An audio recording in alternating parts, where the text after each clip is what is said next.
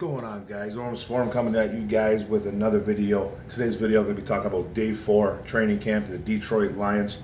Allen Park was opened up to the fans. Got a lot of fans in attendance, season ticket holders. I think it was only the season ticket holders. I'm not sure if actually just normal fans could come in too as well. I think that's a little bit down the road. But fans were in attendance, and Saturday day camp 4 was another good defensive day. Several mistakes by the offense, kind of a little bit of back and forth. Okuda has taken a mental approach to his second year. He needed to get right mentally, and it's helping so far, man. He's looked great in camp. Linebacker Jamie Collins, been really quick in coverage. Alex Anzalone, the free agent acquisition that we picked up out of New Orleans, has been looking really good in zone coverage and the red zone drills. So that's another bonus right there. And another UDFA, Jerry Jacobs, man. You keep hearing this kid's name. Made the first DB pickoff interception off of Tim Boyle. The defense went absolutely bananas. It was like a soccer celebration. We keep hearing this kid's name, man. So just keep an eye on this kid. This kid might be a guy as a undrafted free agent that might make this squad. Aubrey Pleasant and Todd Wash, our DB coach and D-line coach, were in deep conversation during practice about schemes. Pleasant is a stickler for fundamentals and loves to encourage players. He's a really great developer of players, and he is a technique guy. He was adamant about his DBs looking at the guy's numbers from the neck down, shoulders, looking at the jersey, fundamentals. Because I remember as a kid, I never played the DB position, but whenever we did linebacker drills and we did coverage drills, it was always look at the man's shoulders and his numbers.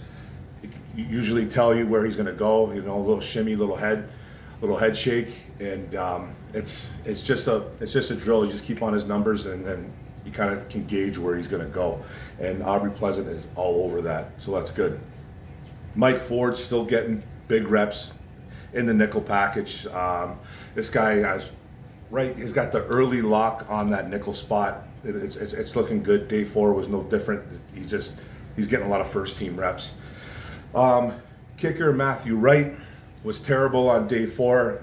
The kid we picked up out of Pittsburgh. I know there was a lot of Lions fans that were pretty big on this kid, me being one of them. He went 3 of 6 on field goal attempts, going 50%. That's a no-no. That won't be tolerated at all. This is Randy Bullock's job to lose now, I think. You can't miss field goals in the NFL. I know playing football myself, it was a position that, and I know a lot of people might not agree on this, but from my experience, a lot of coaches, man, they just don't like kickers. For some reason, they get upset. It's just one of those positions that it gets the head coach or any type of coach the most frustrated ever. And if you're not a good kicker and you miss, you're not going to play. You're just not going to play. And in the NFL, you're going to get cut. You can't miss. You can't go 50% in the NFL. Wind, no wind, it doesn't matter. Randy Bullock's been perfect. Matthew Wright's missed about 4 or 5 kicks now altogether. He needs to get that right, or he's going to be gone. He's the younger of the two, but Randy Bullock's not a bad kicker. So this is Randy Bullock's job to lose now, in my opinion. Head coach Dan Campbell, was pumping up the season ticket holders with a fiery speech, getting the crowd going. This is why everybody's going to love this guy.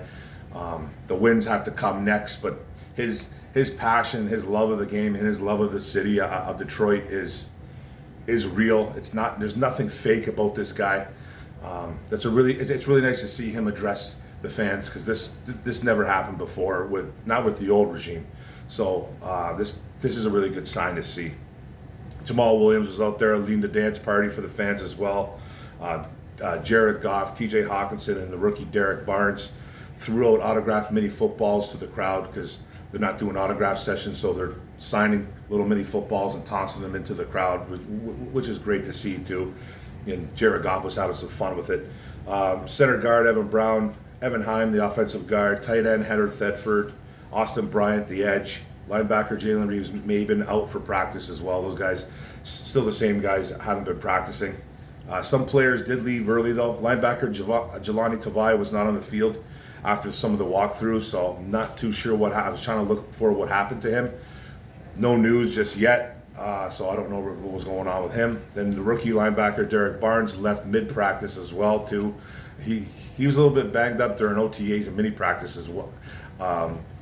So he did return later to watch with no helmet in hand. So he's a little bit nicked up as well. So, and then quarterback Quentin Dunbar, the free agent we picked up out of Seattle, was very limited on day 4. So he's a little bit banged up. He's got that leg injury going on. So keep an eye on those guys. With the offense, some deep throws finally landing, but it was all Tim Boyle mostly. He's only showing off his gun, and he connected with Damian Ratley down the sidelines. And then he on day 3, and then he hit wide receiver Khalif Raymond deep as well. So Khalif Raymond getting some deep balls. Raymond has been flashing in camp. He's looking like he has that. I think he's looking like he has that number 4 wide receiver spot eyed up. Maybe even the number 3, like the inside slot, the slot with him and probably Amon-Ra St. Brown fighting for that number 3. So keep an eye on Khalif Raymond. He's also the punt returner and kick returner too. So and we'll talk a little bit about that too, because there was a list made that I was kind of a little bit confused about. St. Brown has been very consistent as well too. He was really good on day 4. He made a really nice shoelace catch at the goal line, but Akuda made a really nice stop and didn't let him get in the end zone. So that's pretty solid too as well from Akuda's standpoint. The offense is behind the defense right now. It's not really night and day. It kind of varies, but the offense is behind the defense. The defense is playing better. They had a moment, though, where quarterback David Blau found tight end TJ Hawkinson in the corner of the end zone. Linebacker Sean Dion Hamilton was all over him. Blau dropped a beauty that required both those guys to dive for the ball. Hamilton got his fingertips on it. It went in the air.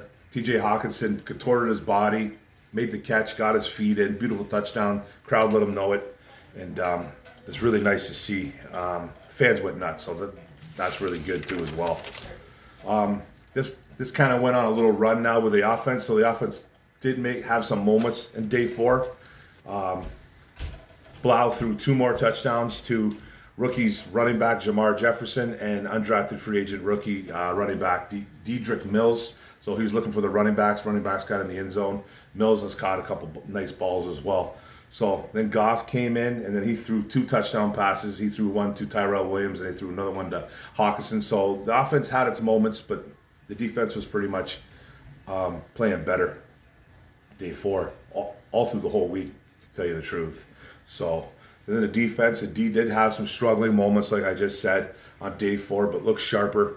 I can't wait for these guys to put their pads on. They're doing this right now in helmets and shorts. They're not got no pads, no nothing going on. They're just running around free. So when they get the helmets on, we're going to start seeing what this team is truly made of. It's starting to look like Michael Brockers and Nick Williams are the 2 starting defensive ends early in the 3-4. Every time Brockers is in there, Nick Williams is paired up with them. So it's looking right now like it's Brockers and Williams on the left and the right defensive ends in a 3-4. And then when it's still a 3-4, you're seeing the rookie Aleem McNeil being the first man in on the nose. So it's Brockers, McNeil, Nick Williams right now. That's what it is right now. And then on the second team, you're seeing Levi Onwuzurike and Deshaun Hand. Hand's been looking pretty good in practice so far too, I guess. Not hearing too much about Levi Onwuzurike. Like I said too, the videos are very limited. They're tough to find. Really have to dig deep, and there's just not a lot of video out there. There's some here and there, but it's harder to find for me, anyways. But I'm going off a lot of articles and a lot of hearsay, fans, beat writers. You know, not just beat writers though. I think it's fans and beat writers. So it's like I follow everything that I can follow to get this information out. But Hand has apparently been looking good out there. So it's Levi Onwuzurike, Deshaun Hand, and John Pennicini at the nose on the second team. So that's basically what's going on right there. Then Trey Flowers is getting a lot of looks at defensive tackle in these sub packages. So he's got his hand in the dirt. He's inside. He's playing inside. This is opening it up a lot for Julian Akwara. I think they're really trying to get Julian Akwara geared up for the season. They're moving him all over the place. He must be looking really, really solid.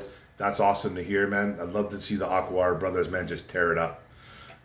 Three linebackers are nicked up though right now, kind of hurt. Jelani Tavai, Jalen Reeves-Maben, and Derek Barnes, the rookie.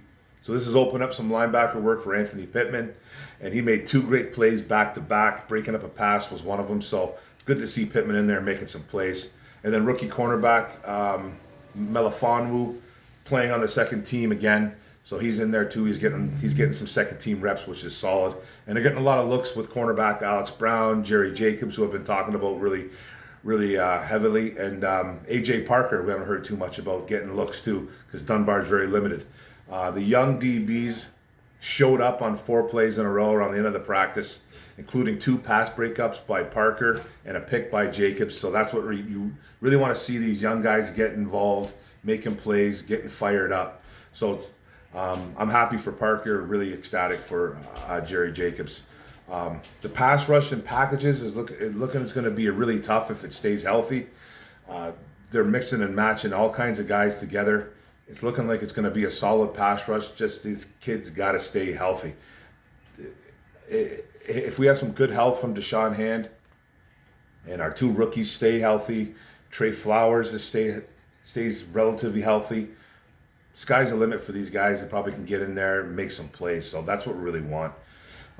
Offensive coordinator Anthony Lynn, he's looking to move around his quarterback, get his quarterback on the run. It looks like he doesn't want his quarterback just to be a statue. Doesn't want just to be just that pure pocket passer. He wants his guys to be able to move around, and I think it's going to try to put some pressure on on opposing defenses, because let's be serious, we don't really have a lot of weapons out there, and we don't have matchup advantages. So we're going to have to move around our quarterback in order to make the defenses start guessing and stuff like that. So it's a must. It's a must-have. Your quarterback has to be able to be a little bbit mobile. We're not asking Jared Goff or anything like that, or whoever's in there, to be Lamar Jackson, but you can't just be a statue. You can't just be a stationary target. You have to be able to move around and keep that defense guessing. And Goff has a little bit of mobility to him. He's not a runner by any stretch, but he has to be able to run. And he does actually, when he's on the run, he does throw the ball well. So that's something to look at too. Will Harris was really fast on Saturday on day 4, which is good to hear, because he's been kind of inconsistent. Made some really nice coverage plays and quick to the flats, chasing down the running back. You really want to see that too as well. He's kind of been up and down, but Saturday was a really good day. Day 4 was a good day for him. We got an edge, Charles Harris sighting. Finally, he got in on the mix. He had that was the pickup that we picked up from the Falcons. He'd been a first-round guy that Miami took back in 2000. I don't even know what 2015. The same year Jared Davis got drafted, Charles Harris went in the first round as well. He's a defensive end out of Missouri. He had a really good day. He had an easy simulated sack on David Blau, and then he showed up, tipped the ball. So he had to kind of like slow up and tip the ball. He couldn't full bore hit David Blau, but if it was a regular game, he would have blew the quarterback up. So it's good to see him out there making some plays. His job is to get to the quarterback and make plays. And then this is the thing that I kind of wanted to talk about. I swear this wide receiver room keeps changing. I thought it was pretty in lock at one point. I seen another. I think it was Chris Burke.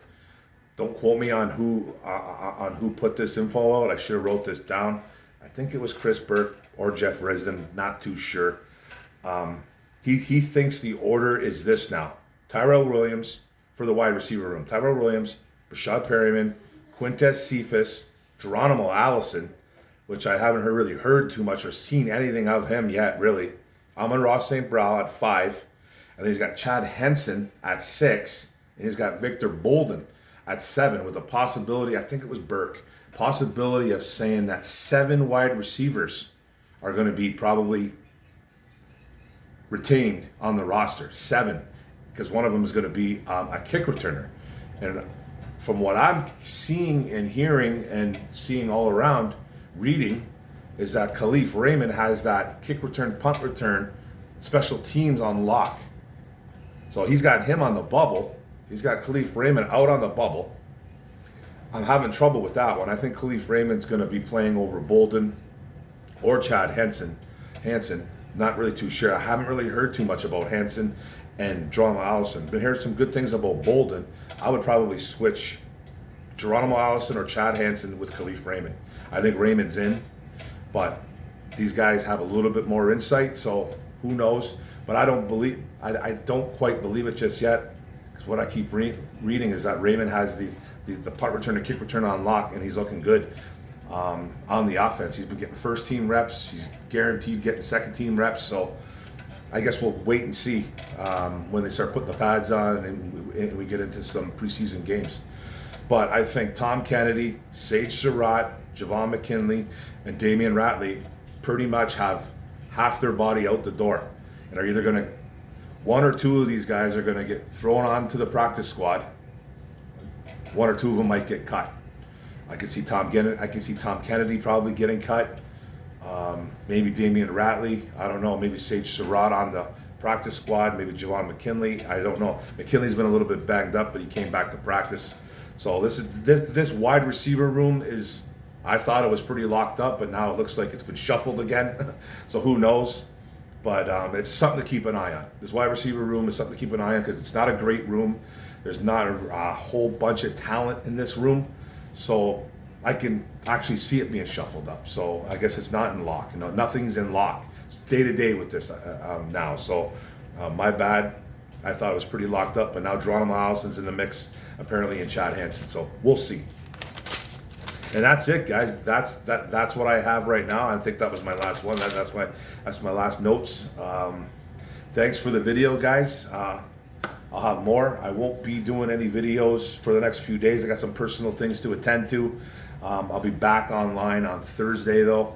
I have to take care of some business right now, and I'll catch up for everything that I missed. And thanks for the video, guys. And don't forget to subscribe, hit the bottom right. Don't forget to hit the notification bell, get all my videos, and like and comment on the videos. Day 4 wrapped up. We're starting to get the pads on starting tomorrow, and I'll get caught up on Thursday. Thanks, guys. Go Lions. Boom.